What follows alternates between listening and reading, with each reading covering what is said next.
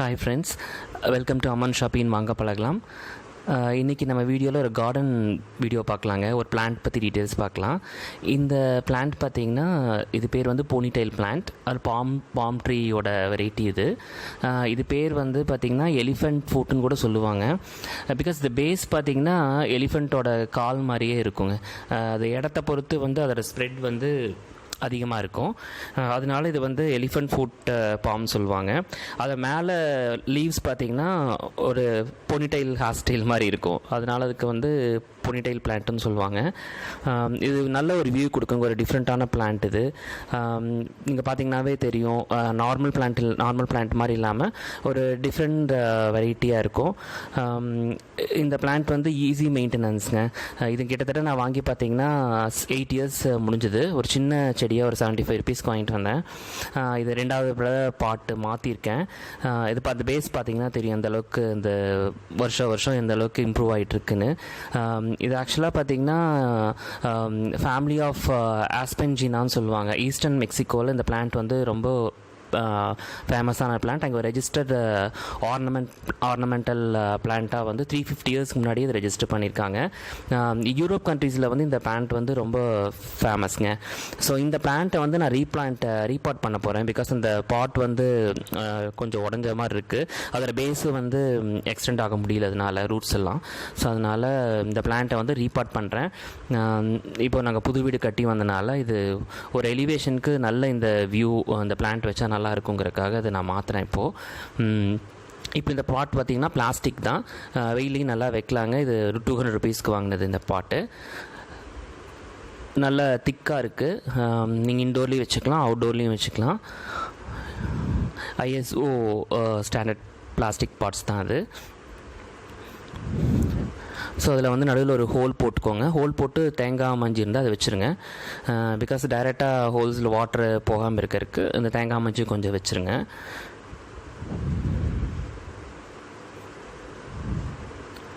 இது வந்து cocoa பிட்ங்க. Cocoa beat உங்களுக்கு தெரியும், நிறையா ப்ரைஸஸ் வேரியேஷனில் இருக்குது. நான் வாங்கினது வந்து 175 ருபீஸ். இதே 230 வரைக்குமே இருக்குங்க. இது வந்து 5 kgயோடது. நீங்கள் இது தண்ணி ஊற்றும் போது பார்த்திங்கன்னா அரௌண்ட் ஒரு 15 to 20 kgs வரைக்குமே வருங்க. 20-25 kgsலாம் வரும். இந்த மாதிரி வந்து தண்ணி ஊற்றிடுங்க. ஊற்ற பார்த்திங்கன்னா அது தெரியும் உங்களுக்கு எப்படி புஃபியாக வந்துட்டு அப்படியே கொஞ்சம் கொஞ்சமாக உடஞ்சி விழுகிற மாதிரி விழுகும். இப்போ இந்த டைமில் பார்த்திங்கன்னா நல்லா வந்ததுக்கப்புறம் நீங்கள் மென்யூஸ் எதாவது கொடுக்கணுன்னா வேப்பம் புண்ணாக்கு, கடலை புண்ணாக்கு, இல்லை எனி மண்புழு உரம் எது வேணாலும் இதில் வந்து நீங்கள் கலந்து நீங்கள் வச்சுக்கிட்டிங்கன்னா வேணுங்கும் போது நீங்கள் எடுத்து அதை பிளான் பண்ணிக்கலாம் தொட்டியில் போட்டு. இப்போ வந்து நான் எதுவுமே இதுக்கு போடலை. பிகாஸ் இதோட மெயின்டெனன்ஸ் வந்து 0 மெயின்டெனன்ஸ் இந்த பிளான்ட்டோட பாமோட வெரைட்டிக்கு. அதனால் எந்த ஒரு உரங்களும் நான் போடவே இல்லை. இதோட மெயின்டெனன்ஸும் நான் இப்போ டீட்டெயில்ஸ் சொல்கிறேன். இப்படி மாதிரி தண்ணி வச்சுட்டே இருந்தீங்கன்னா கிட்டத்தட்ட நீங்கள் இந்த மாதிரி ஊற்றிட்டு ஒரு 2 days கழிச்சு கூட நீங்கள் பிளான் பண்ணலாம். இல்லை நீங்கள் அர்ஜென்ட்டாக வேணுனாலும் நீங்கள் இமீடியட்டாக அதை பிளான் பண்ணலாம். எந்த ஒரு ப்ராப்ளம் கிடையாது. நீங்கள் உரம் போடுறதா இருந்தால் ஒரு 2 days வெயிட் பண்ணுங்கள். நல்லா வந்து அது கூட மிக்ஸ் ஆகிக்கும். அதுக்கப்புறம் நீங்கள் பிளான் பண்ணுங்கள். நீங்கள் டைரெக்டாக யூஸ் பண்ணுறதா இருந்தாலும் நீங்கள் அப்படியே யூஸ் பண்ணிக்கலாம். இந்த மாதிரி ட்ரம் எடுத்துக்கிட்டிங்கன்னா இதுக்குன்னே தனியாக யூஸ் பண்ணிக்கோங்க. இது பார்த்திங்கன்னா தெரியும், கொஞ்சம் கொஞ்சமாக அந்த இந்தளவுக்கு நல்லா தண்ணி ஊற அந்த தேங்காய் நார் பார்த்திங்கன்னா நல்லா பஃபியாக வந்துகிட்டே இருக்கும். கொஞ்சம் கொஞ்சமாக உடஞ்சி விழுந்துடும். அப்போ நல்லா ஒரு கலக்கி விட்டுருங்க. நல்லா கலந்து விட்டிங்கன்னா நல்லா ஸ்ப்ரெட் ஆயிருங்க.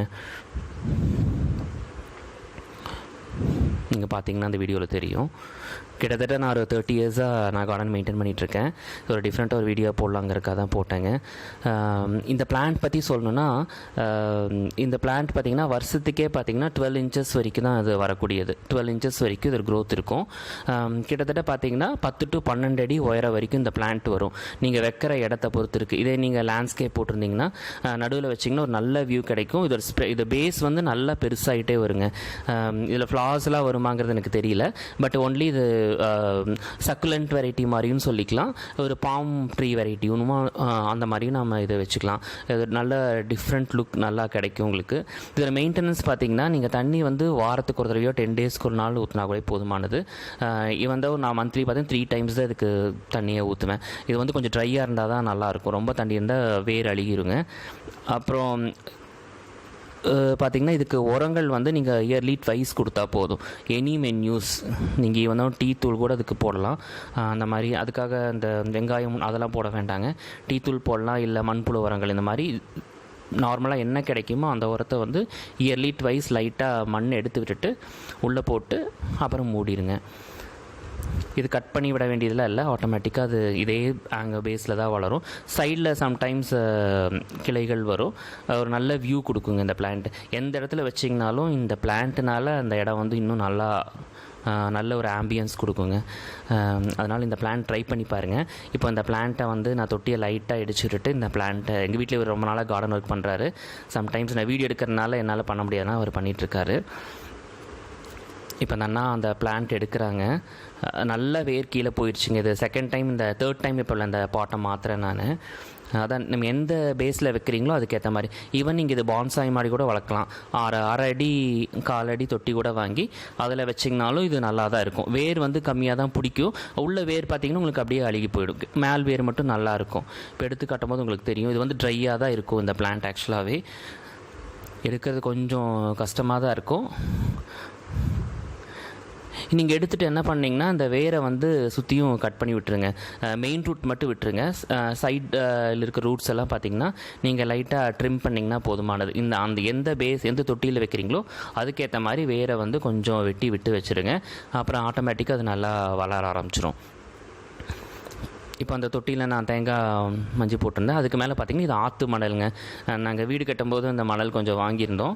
அதனால் ஒரிஜினல் ஆற்று மணல் தான் இது. இந்த மணல் கொஞ்சம் போட்டிங்கன்னா எப்போவுமே வந்து கீழே மணல் போட்டு வைக்கும்போது செடி நல்லா வருங்க.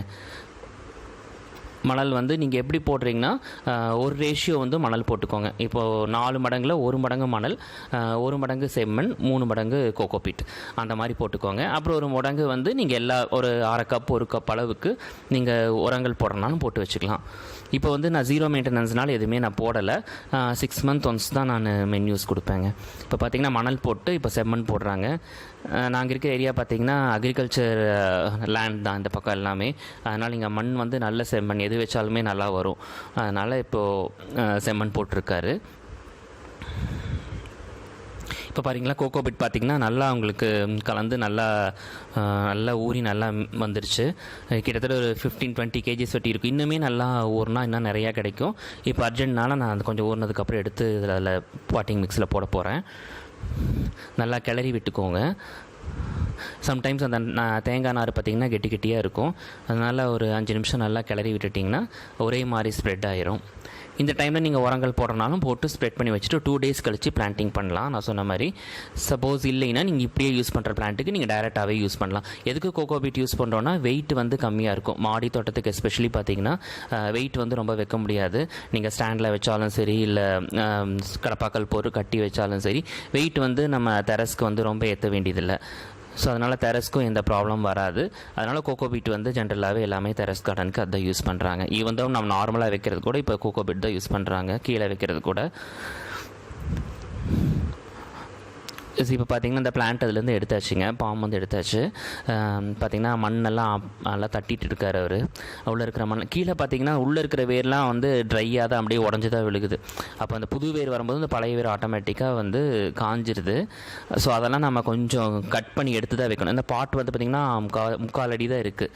இந்த தொட்டிக்கு கூட அது ஹைட் கம்மி, பட் பேஸ் வந்து நல்ல பேஸ் இருக்குது. ஸ்ப்ரெட் ஆகி வர மாதிரி தான் பிளான்ட் பாட் வாங்கியிருக்கேன். ஸோ அதனால் வேரை வந்து நல்லா தட்டி விட்டுட்டு உள்ளே இருக்கிற சைட் ரூட்ஸ் எல்லாமே நல்லா கட் பண்ணிடுங்க. ஓரளவுக்கு அந்த பிளான்ட்டுக்கு வைக்கிற அளவுக்கு பார்த்திங்கன்னா நிறைய கட் பண்ணிவிட்டேன் நான். இப்போ கட் பண்ணிவிட்டு ஃபஸ்ட்டு அந்த மணல் செம்மண் மேலே அந்த எப்படி வைக்கிறீங்களோ அந்த எந்த ஆங்கிளில் வைக்கிறீங்களோ எது பார்த்தா வியூ நல்லாயிருக்குமோ அந்த மாதிரி ஃபஸ்ட்டு அந்த பாம் வந்து பேஸ் வச்சுருங்க. வச்சுட்டு கோகோபீட் சுற்றியும் போட்டுருங்க. கோகோபீட் போட்டு நல்லா கையை வச்சு அழுத்தி வச்சுருங்க. நான் வந்து பேஸ் வந்து பார்த்திங்கன்னா ரொம்ப வெயிட்டாக இருக்குது. ஏன்னா அந்த பாட் வந்து தாங்கணும். இந்த செடி சாஞ்சிச்சுன்னா அந்த பாட்டோட சாயறக்கும் சான்சஸ் இருக்குது. அதனால் கோகோபீட் போட்டு நல்லா கையை வச்சோ இல்லை அந்த டூல்ஸ் எதாவது வச்சோ நல்லா குத்தி விட்டுருங்க. உங்களுக்கு பார்த்திங்கன்னா தெரியும் அந்தளவுக்கு ஸ்ப்ரெட் ஆகிட்டுருக்குன்னு. அதே மாதிரி பார்த்தீங்கன்னா இந்த பிளான்ட்டில் எந்த ஒரு டிசீஸ் வராதுங்க. அந்த உங்களுக்கு சொல்லுவீங்களா வெள்ளைப்பூச்சியில் ஒரு மாவு பூச்சி இந்த மாதிரிலாம் வரும். இந்த பிளான்ட்டில் எனக்கு தெரிஞ்சு ஒரு தடவை என்னமோ வந்திருக்கு, ஆனால் ஸ்ப்ரெட்டெல்லாம் ஆகலை. நல்லா வாட்டர் நல்லா ஃபோர்ஸ் அடித்து விட்டிங்கனாவே இது போயிடும். இதில் வந்து எந்த ஒரு இன்செக்ட்ஸோ எந்த ஒரு பூச்சியோ அந்த மாதிரி எதுவும் எனக்கு விழுந்ததாக நான் பார்த்ததில்ல இது வரைக்கும். அதனால தான் சொன்னேன் இந்த பிளான்ட் வந்து ஒரு 0 மெயின்டெனன்ஸ் தான். ஒரு நல்ல வியூ கொடுக்க பிளான்ட், டிஃப்ரெண்ட்டாக ஒரு பிளான்ட் வளர்த்தோன்னா இதை நீங்கள் வாங்கி வளர்த்தலாம். ஒரு செடி வச்சாலும் டிஃப்ரெண்ட்டாக இருக்கும். தண்ணியும் நீங்கள் 10 days ஒன்ஸ் ஊற்றினா போதும். மென்யூஸ் இயர்லி ட்வைஸ் கொடுத்தா போதும். பூச்சியும் அந்த அளவுக்கு எதுவுமே விழுகாது.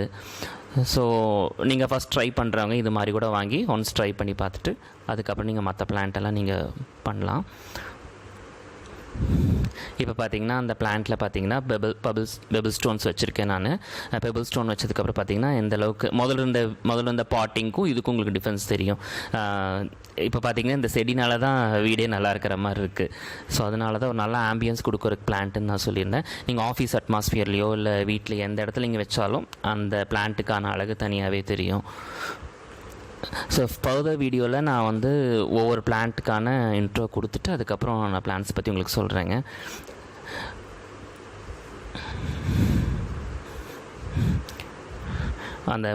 அந்த லீவ்ஸ் பார்த்திங்கன்னா அந்த டெய்ல்ஸ் மாதிரி இருக்கும், போனிடெயில் ஃபெதர் கட் மாதிரி இருக்கும். அதனால தான் அதுக்கு போனிடெயில் பேண்ட்டுன்னு சொல்கிறாங்க. இது வந்து அகாவா ஃபேமிலியோட சேர்ந்தது, சக்குலண்ட் வெரைட்டி கூட சேர்ந்ததுன்னு சொல்லலாம். அதே மாதிரி இந்த பிளான்ட் வந்து பார்த்திங்கன்னா சம்டைம்ஸ் பெட்ஸ் எல்லாம் வளர்த்துருப்பாங்க, அது வந்து போய் அது கடிக்கும் அந்த பேஸ் வந்து. ஸோ அதனால் ஏதாவது டாக்ஸிக்காக இருக்கான்னு பார்த்திங்கன்னா அது டாக்ஸிக்கில் எதுவுமே கிடையாதுங்க. சில்ட்ரன்ஸ் எது தொட்டாலும் ஒன்றும் ஆகாது. இந்த